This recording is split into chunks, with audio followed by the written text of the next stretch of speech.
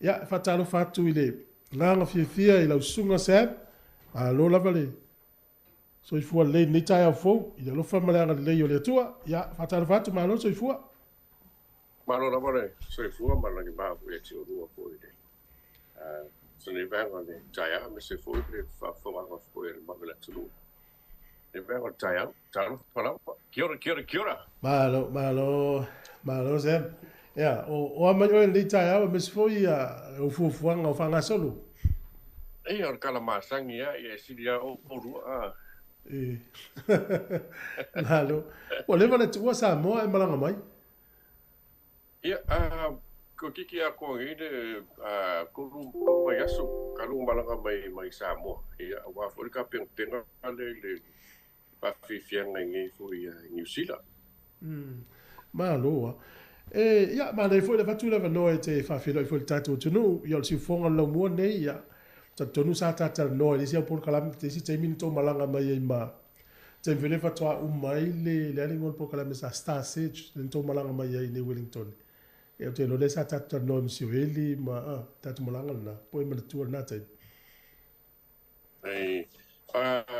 ia, fatalo fatu foi ia, whafanga foi ia ni.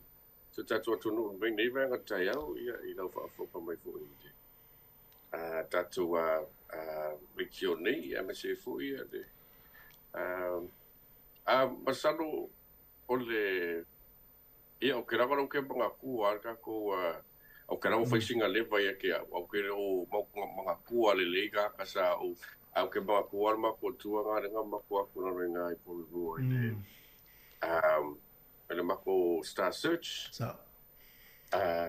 Ia, ora ke mi mua vo ianga i rungo se whaanele, ia ora ke mua ngai ngai New Zealand. Ia, sa mako ai mau, pōi lopo la kou i le kele o mesa wa ia vo i lau sau New Zealand i mo meo fale, i o ka fale, i o le oa ka amatenge, i o peo le oa li o amisori. o mena ele ino le tatou tunu o le taimi nao e ingoia Elvis Samoa ia le o suenga ia Mr. Cowboy Ia, bes, kia ke roa ro i goa io o le ia il tatou ti o fa mo mongo tatou tatou ndonga na o va ia tu wa mata na tau fa tunga o fi to tele va pasar ele ma tu ati fo la mo suga se ia se va tu le no e tele o pa anga i nei si le fi le fo tala anga la sunga ni utupu anga me se o fi anga ma le fo e fai no ia, ia, mo la kuel o loa ke le lo ngi kanga. Ia, o ngoa, ia, Sam Chookoon. Ia, also known as Mr. Cowboy. Ia, o kisau mai le ngule o vai koloa. Ia, ke minge ialo o mau pe Samoa. Ia, ke le voi ngai fo whanga o whapenga o ngai Samoa, ia meanga ke lengi si o la ku whapea mai oi. So whapea ma koe ke ngofu e Australia, po New Zealand, po sisi mea ngi nala. O i o le apat pala ki paki li mai oi Samoa. Ngi vai kemi, ia, o le oi o kisau mai veko loa, ia o vai mosu, ia a whenga malie, ia ma vai ko muri palauli, ia ma sala ilua, i sawa. Ia ngunga sio kinga. Mahalo. O feo, o lale tūlanga o lau tāleni, lale taimi o lau tausanga ni matua na amatena, i roi tāleni pese iawe. O le, o kongo o mako kanisia. O au le awai le kanisia, iske miso lo pa ia sina tai, nga lele ke le anga whai ngoa e ke le o laku mamoa. Ia, o au a maka pese mai au le kiki, ia wai e ian mako pokalame kongo mako e kanisia. Ia, mo meo le primary, ke me kere kiki e. Ia, o le whaangai le baru kausanga, e whai a pokalama ngare loku e. E whai pese au ngā pese e fwile le kongo wasenga mai le o le aso sa, ko se whai i au ngā pese lasu fongai. Ia ka penga ele ia mako pese ngā fwile le kongo wasenga le aso sa. Au ke fia ke pese, ai le iai so ai le so ma fa pe vo le o ke avea de musika ma o Korean i vai gaming awal gaming le e pe peses ka me ki o lua leo anga wa kanga ka pesi apo mo ko fa le le pa o wa le vai ke ai le fa pe o ai la ka le pe ku la o pesi e la o la ko wa e mai o mo ke mi le ngai le sta search ke le yo wo fa fika o le ngau au yen nga vai ke mi ke le ka sa amu ya kia ke le ka sa fai bo le fa pe e o chuno leo ala nga fa pe mai e fake lo leo e masingi nga fa o lo leo ia me fa penga ia e o sale ma voi le ia o la fa me kala ia e fo voi le fa lo wese nga ka voi le fa pe le se ia ko nga ia o foi la ile ha o ia on mea kas ia le ha o fo ia nga ka wakia e mai ia la pese o le ha o ia pa solo mela ia le star search i le kausanga dua fe sukolu ia o ngala penga o mafo nga ia ilo la ngonga kia o ki fialo ke kauwanga le star search usanga le kele ngi maukala ia asa lu i kaua o lo kama pe yo lo kama ka samanga o avo ile ia o walu pe ke pesi por ara kala raka ia ko ba o la kaling ia ko eri ia ke o e ki fa ia o ka le nga mo ko inspire o ke aro ia o ro ke nga ko vai ia o city uma e visi o city Jim Reeves o city Alton Tom Jones city Kenny Roger ngai ma ko ke ri fa lo mo ia a pese ia ka me lo ko inga vo le ki au i lo le ki vo ia me se ko ke mi sa le ka vanga ia nga ma fo lo ka mai ka ma kwai o Kenny Roger Tom Jones ia pe ra si de fio que ko ke le foi la ko lo mo si de fio que ia le final le Star Search o que ia le final Star Search nga ke mi ia sama ko fa bo runga si o ka mai ka fa pe o ke ma ro le Star Search ia o inga o la le semi final ai la mai o ke pa o le semi final pa o ka ki lo si ko ba ia wai pa ka mi Pare pau wa ka ku fa fora o la ka mo fainga i po mai ma singa mo le ia awa o ko inga nga ke o la ka vale mo ka vale ma le pe vo ni nga ke mo for ka mai taxi la ki nga ke ia e pa o ala pa o ka vale sko nga ka mo fainga ave u fe ke mi o rehearsal si ma ke me fe ia pe se ia sa ka kas ia ala nga lo pa u ia ngangu ale anu makawale ngangu ale anu makawale di pale apu di ngapu ya ongi makua yo ngangu ngalo lo fa ko ngo avo ile ngaka si dia fa ko ngo ala ko ngai o ko ngai lo fa ko ngo ngaka e lo mo e sa ile la ko ngo so mo fa ko ke le ko fia pesi o ke de ko banga o wo ile ko ko makanga pe o ke ko fa wa le me pesi ngaka mi wa ele nga kai lo fa ko ai ma ko yo ma nga kai bi ho ile la ngo ma ya ngo so nga kai mi sa o fa vai ya nga lo wo so be so wo le au du le fa ia ai o ile ia nga ko bala au me si vai nga ya ke au le o ke ko fa fi fa no pe fe ngora ko fa fi fa ia ma wala ma le pa ngo ma ke tu fa kasi male au finalist ngai ni sila ia nga mo le pa ngo ke sa we mo we ma ko ngai ile ngai ko ia ma ke mi mo vo ngai lunga se ba le me se fo ngai ni sila malo Sam o le ta o lo fa mana tu fo le pitola au matua pe le tal tonu mai stanga ta ya ta tol fa na wa tal tonu wal ta mamal sina ta to ia pe o tangata na pito sili na tau pe la fo lo ma fa musika ele le tali tonu to tele ma amu e pe sa ave ma wala na lu ye oe ia ma se tu mai se uta mai tu le oe ola tu la ngole tai no me fa idi la te mina matana i lo ta me fa idi Olo kama. Olo kama o ka kama kwa pia musika. Ai pire deu. Oi. Olo kama o ka ese ma fi pese. Fi foi salu ki kala o kule o le ko inga me kama fai ara kama isi ke me fo ke o su pese. E aí kala mo ko description se pese mo foi se pese lo ko ia pese menga. Oi dale na ya onga mai.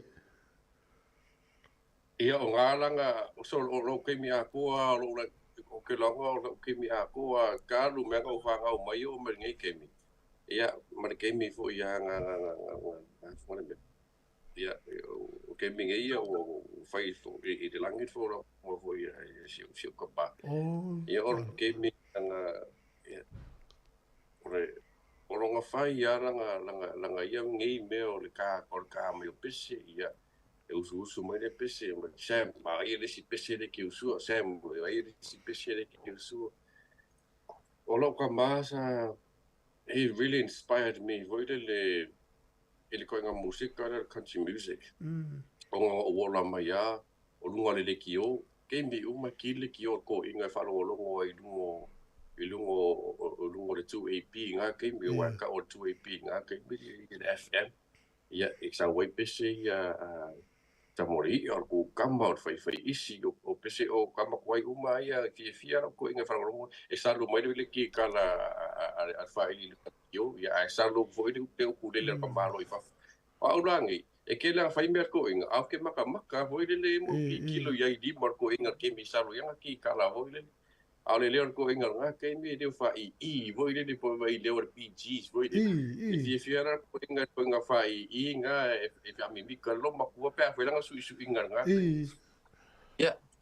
o mea uma e whero kama ia sa o kama foi pu e foi e le lor ko inga la foi a ke pu e po ka me i mai nga ia so o mea uma nga whero kama e nga makua ke le ia sa fianga i lo langa a kupuai mo se foi lo langa fan musika e ngi vai game ia makua nga musika foi mo fai o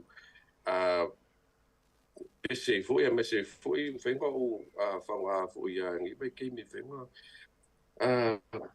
vea mo career ni vai game so rolanga a koa sa vea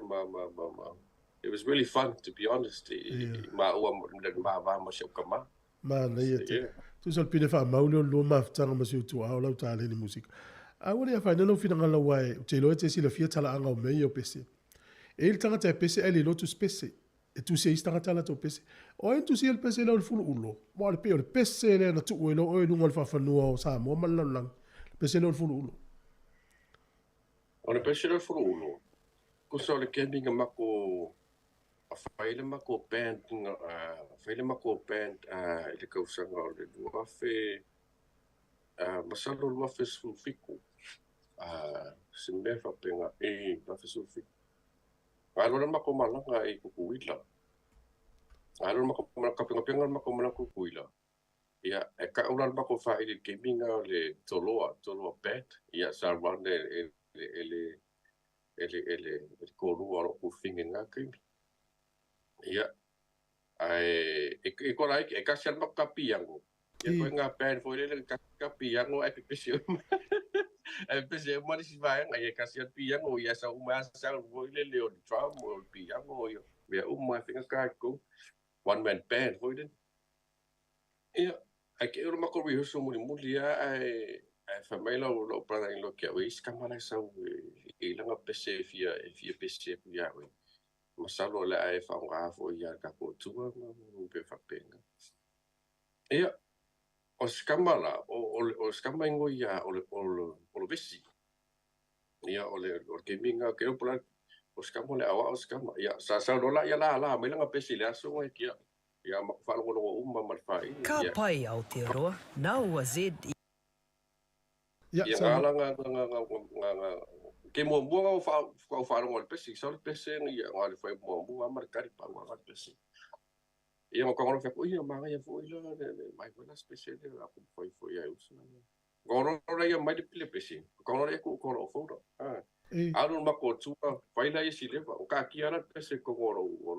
wapi la pese la. A ke loa ua fai si leva ai ka ula tua ku sa ngi si la. Tua mo sa ngi si la. A makalonga kusi la u a makalonga makakuskusi au pese faila au pe mawara tua la ngi si la.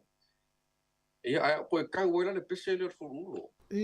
O le pese le fulu fa mes ka mo vesi. O le pese sa ia kusia mai mai I se kala sa ia kusia. E le winga fo yo le nge yo langa po wala pa ko so fu fo le I va fa le nga li e me se fo I va fo ia father in laws ia mare ai nga fo ia ni we ke. Ia o kom failo la ia ko e mafo fa na kala fo le ku e le winga de pesi o kom failo la ia ko ngi kilo mafo fa o mo de pesi. Fa o mo de pesi. Ia, koro la ia koe wha o mare pese I le second verse, ia ma isi verses o le pese, masui le kiki ale le whaingo le whake pese. Ia, ia ngala ia ngā o whaapero o le ila pu e lora pese te, au ke lima whawawinga fui whaape hit le pese. Whaape au ia. Ia mai ngai pese ia la ka mawhai e ku kongo o city mwhai nga whaila o show le ingi si la wai ele I shoma fa pe e fai so city mai e pusei wa ka wala tua ai le city sa fa pe so ma o ka ro ro tu fa pe le mai ala e me la city me fa ka wa ya ku ma wa se po ngi si vo le a wala o mala pe ngi si la ya ngala nga po ele ska po Dr. Romeo Samoa ia ma va ko le lu le live ia ai ke wa ko le live a wo le fa le ke minga o nga po ba ko live Il studio. Ora kur fale ai o fai ka pifi. So ke leo la ko sa mai mo ma share le video nga so ia wanga pu le pese kai ai o le po o ko kikilo ko kiminga nga o fu mai fan. Ke le la ko sa mo ma o mo le pese male o le har ke me veli sa le pese.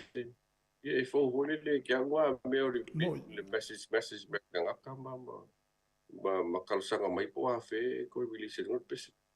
Ia, ngau saura la ia ngi usila. Ngau saura ngi usila e release la album. Ia mawhaino kong seki. Ia, ai o whaano wa kaha me ka ngaka ia wa kipe ka ngaka ia pese nga whaile live. Ia, ai tidunga voile le ngori YouTube. Au lea de release nga CD. Ia, o kele nga whaafika uri voile le musika ngi mai keimi. Ia, wa whaio nga my more maka anyone can access online for really conscious pagami fa bim fa ia ai lo que le ga pa la fianga voia o le música voia ya ma vo ngi la fe música le pese sa mo pusia le so ya lo besi ya o mi sa fa mo ngala ka pese o le fati ale o le pese ma recording al pese o le fati ale o le pese ole faki voi le Dr. Hook ia pese voi le storms never last ngala faki met pese le o se furu sa mo le situ mata ina o foi le taleni ia e tele ia o le tele o tangata ese papalangi o tangata uli o tangata ese fie lo si fonga ma lo te usuina o pese foi ia country music tuai ele tele tama pesa mo va pena I to tono sa mo wala usia tu langa le o le fie i o tangata me America Brazil Australia mai sino o mo lang ala mato mo wal fa tala fa pesa e malanga I America fa dai fa matala ta e malanga America na wala ulia mai o sei si pena ya lu o ta ye se company sa ini o le fa e a matala va ngale ele so tu I o I Amerika pili Fiso show I Amerika ai ole ola so lenga fo ngi ma fo ya ma coaching o sa fa ka le o I Tamworth I Australia ole country music festival le Australia ia ka ola ka voi le ole Nashville le Australia wai wanga o nga ka voi le nga ka po ya me se foi nga country music ke fa lo oi ka ya me se ke minga mako woi mako I fo ya mako woi le ngaka kia wan mako ti mako an mau fa woi le ngi ko environment mako woi ia maki kila fa fo ka o poi ara fi woi mai fa fo woi le yo pu lo o fu ka o poi ia o mo meu kala pu ma pa so le e fo lo ki lo fa kala pu la ka ba mo le sa mo yo ku le male pi yango your life drum ia makuai fo ya mako le ko inga le ko inga environment fa pe ia o ke binga makfa fi ia me se foi la ke le nga ka pala lang nga ia o nga ka ia nga mako ka inga sa ia ia fa pe ka papa so po fi mai ingi me uli o ia o mako fa o mai o ka yo ya mako fa pe so ping po ai ka po me ori lo ngai ku si o que vai que o polisi dei lo ai ai o me ngi che mo fela ko pa ia mo ko mo ki ka kai o ia ar ku ku wa ka ka para la nga si o mo ya ma ko o le ma ko ia ko mo fa lo che mo ia sa ma ko ai fa mali nga ma ko uma ia me se foi mo ko ti ma ko ia mo le band ia mai ka ka uma ia sa ka mo fa ia ma ko mo fa nga foi o che mo ia Umal bako waru fa dua le yo tamo fio mako mo ia asa ko vala o dia mai mako vai nga mako yo tamo ia elo bela o ma fa ale lo ia que o que le nga ka pa yo le fi le ko nga musika le mo fe nga mako akuma ma fa pula ko foi go sina vai nga ia ele o country music ia ale island country la mako ia mako skeli yo country yo tamo so yeah Mane. Ele ini tanga foi le ta u musical le country music wa tala no atu ya we ngela talin. Misi tanga te Amerika ma le la langi tele wa fa ngofio no peng of so tai. Sa yai mo meu sa yai ka sa la ko sa fa penga o fa so ka ia mai ia o ia man ko va nga fu they want to do e manga o e faisi mako famous faisi mako filo inga me se fo se mako ia collaboration one of the big artists o ia America ia me fa penga ia sa ke tengi ma ka ia me se fo mo me record label fo ile sa mako kala mo ai ko nga la fa ngo ia de me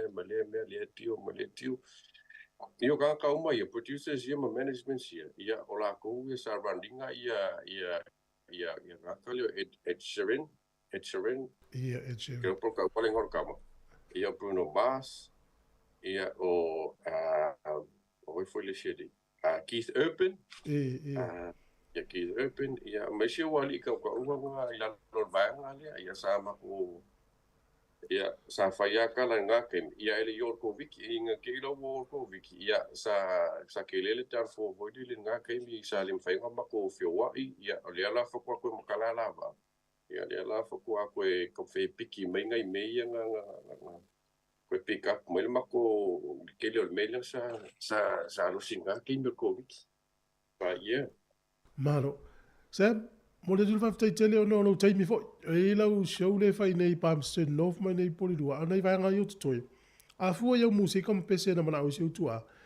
Pe o tangata la fa tau pese yo la matu le mato. Ai tele i titi. La sa u mai tau o ani si o isi to ngat o ani si tala tu fai atu. O lo walu i musika i country music. Wato o tele i male au ni ila i te fia i country music. Ona oi, na te mon maura ita miti le fia nei polua tanu ai olo walu ana ya hip hop. Isa manuele ilo ai nei mo ta miti me ta country music. Oila, o ye sia fo fuanga mo le anga ilu mai ni sia u pese o tau tusi, fia fo o pese o man tusi. Mo le sile fia la fa fonga mani au wala lau te mau ia u pese. E mau e msau tupi. o le kele ko la ko o fo ia le kulanga ko la au ki kilo ngai ka miki la iki limba fiku walu ka usanga akele anga kangi na ke foku ia makamaka video foi le e pu e mai e makua ia la ko whangau foi le sisi wa do plati o plata si vai fui mu pese uma ia e pu e mai makua foi la ko whangau le sisi wa ia pese ia fai mai fa mo le pe finga fai mai so shout out shout kama le o ko se fi ro pese o pawana pese whanga shout pe al ki me kangi le pu ia pe ako ia maga ia fu iwa wa nga ia pese nga fa ku nga fo yo ngi ka ia fa mo mo e foi ku fa nga uma tu so o pese ia le matu tu le matu mo lunga a tu se le we tu fa ta se ia matu pulanga ese au mai ona o e fatwa na usua o fatwa na usua se so nga pese ese mo mo tu ese matu tu o ese o to light ia pe le winga na ese mana ia o le ala ua life so soni ele atu no ina ia maua sau tupe ia whatunga ua ne i fia i whatunga ele sau tatauna maua sau tupe le alme lau te whaia so soni awe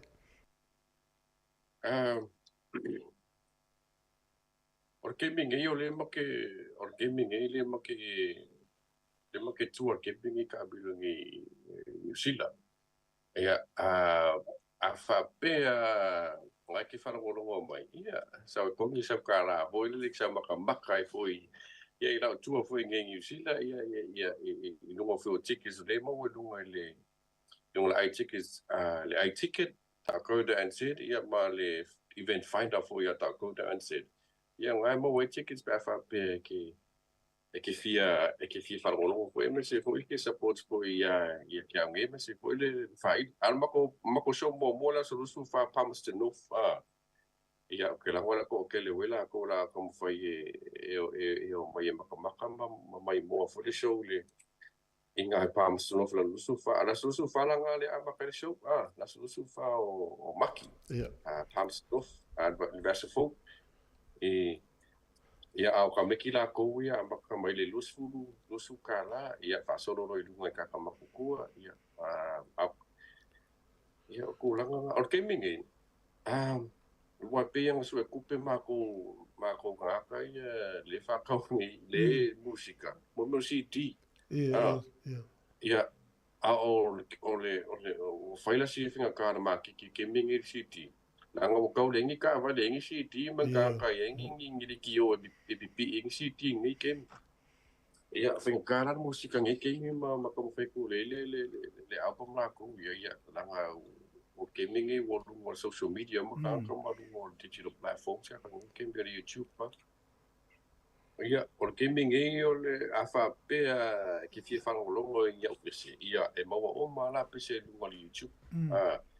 o le advantage foi ko nga me ele ke ne ro maka fuai e ke maka e foi ma support ai foi le use foi ya o pese ia o paunga o singa me o le foi ia mo foi singi foi ai angi foi kamai kanga ia lo walu le ke maka e lunga ia mo views ia fa piki singa kala foi le ko le account foi le so agi foi le calling of your studios me fa pega point of your business ia fa pera ke manga fa ngolo ngi si pese ia ko anga makua i fa fiang ki lau pese dia so ako pe ako se lau fa ki ia wa hello sound o ia sa YouTube channel ia ole kangwa tai pa ilalo ia Mr Cowboy ia fiki uma mai pese ilunga le YouTube subscribe pa ile lau YouTube channel ia subscribe fa bol mole subscribe ia ma kangwa e kongi ka mai longo nga ki email ka fa o le longo ranga ka ko ia o lo fiki ko me fo ia wa ka lu ko e ka nga lu ke makamaka fa pe ke makamaka fa mole ia fa se lau nga makamaka la se kasi isa po tai Mr Cowboy ia maranga channel fo ia wa lo makamaka ia fa kwa fiki vo se kala ko mole account Mr Cowboy Mr Cowboy o la so lo fa fi fianga po lua o se o se uma lo pamste no fo ile asu falele ia mako kamo mo e mai lai i lalo i Porirua. Aso la stona. E la stona ia ngala so au ia show si dua. I le pale le legend sport pa. ia o ngale la whakaukai ai i whamoe fo na so ngai nasfo. Au rei mangi tickets o toi. Umale. Porua. Ia ole ke whaalogo wha mai koe kiki sold out the tickets. Au ke longa ngai maua ticket i lunga online. Oh yeah. A whapea e o ngau sold out i lunga foi online. Ia la foi kele ticket le mau i ole skopa mole a whapea i whafunga mengi vera kai au. E kia rusa o ala i ole Legends Sport Park. Piki mai sau tickets. A wai mi siara ticket. Ho ile longa winge kuku mai orfa malama. Ai zare le ya. E yei ni sele tunu ule fi tau lunga to ole fsiri mai pe whaina whai loa swafa na yau tua a. Ia ai foi e tau ia te oe pe e fie foi lato. Ia. O le ngō si o kamba. O la vala Jack Norris a Chookoon. Ia. O le ngō si o kamba o la vala a Chookoon. Ia o le ngō si o kinga i o Tufue Chookoon i o longo whae ua i e le i whai pui a Jack Norris. Ia Tufue sa vainaia a wha fia ula sa vainaia. Malo. Sam, ia le te ua anu noa tata noanga yeina yuso ye lango ya oe. E matua ma ofa fo i tangata i fafo i le tāina wau pese. Ma le pueina wau pese. Oe le tāina o i pue au pese. O kele o sa le o lo apa mo ma lo apa longo lua sa puenga i luso ia Dr. Rome. Dr. Rome Studio. Ia. Inga wa umana le apa mga. Ia sa au kam fai fo le au ia kam fai record au pesi. Oi, ia. Ia fai e su e se va ngo fo le inga i mafai o keep bit of cost. Ia sa. Ia wa au ia kam fai e au ia kam fai ka le pu pesi ma me fa penga. Ia inga o malo ia au sa lo sa kam fai lo au ia ka le pu ia pesi ia kam fai e record kam fai au le kala ko ia ngala i singa i pesi nga pio le grandpa. Oh, so. Ole opla di ia pesi nga sa fai e au ia mai si mau pesi ia ar koe ka inga la le furu ulo ia mo le lofa ia sa koe puenga ia pesi nga i lua mai le so ia Imen Studio. Ia ma se foi so songi foi ia so ia Josh wa ia le kina ka ki kala i lo pesi ma papinga. Ma le ia tele. Ia lele avatu lava noa e whaftai atua i rau taimi ma tau whamnui atu. Te tonu au ria le lofo le tua tato whelo ai pia malanga mai ia manuru fo i nei e pui au tau pia malanga mai. E se vaenga e te fia whaftai whamnui ai le tunu mai se nei tato mātua lai whalongolong mai tāpoi mai ia utau whaiva. Ia o ke fia whafkai a pule ia beni ni e vangoa makong fia fo. Ia mo fai fo i mai mo mai fo ko kele fo i la ko i ba wa mai fo ia. O ni ka whakauwa. Me se fo i la ko o fia o musika ia whafkai a ko o ainga me se fo i paanga fo ia o whaionga mai mo mai ni venga kai au so se mea lavo ni lang. Ia whafkai la ko ia ki o ko. Me se fo i nge ki ngā mga i ka maa mapukua. Ia dia wa mo o ko ia e le whaionga whaikinga ingo fo i le whaua mo i whae me se fo i ni ka lengi fo i nika kai me se fo i mua ua whaionga ngai loa ilo ngika ka vai o ko support ia me se fo i o le lango sua fo i smako team ia me se fo i le KBM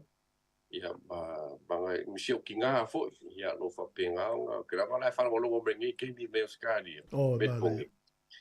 ia o la wale van ko fia fu lo mo ko Samoa ko ba ka si e Samoa ia o fa kan li lo mo ko kia o kera ko piki ma ke o Samoa ka polo vai o sai le kiki ma ia se mo la o la ko le piki ka o Samoa ia Cisco i ia ko fa ka no fa ma shokinga ia pa malo la wala usa ia ki o ko fu o ba o lo fa penga mai bo me gi va le kaya ko foi ala ka ko Cowboy foi ngisi foi o so ia e que sa wa po sa wa ka mo mai assim se dá cara lá o cara Malo Sam Mo le tunu te te mo lo Jamie ya ma to family ya to foi lo ya ni usila nei Jamie ma lo lava ya alo fa tele atu ya tat po kala bel rita ya mo family ya tu ya mo ya fo le ya so fo fo fa tai mo pese le foi tata le ma to le tio ma to fa no no wat pa tai ya manuia foi la se tio dua foi ya so fo mo ya fa se fo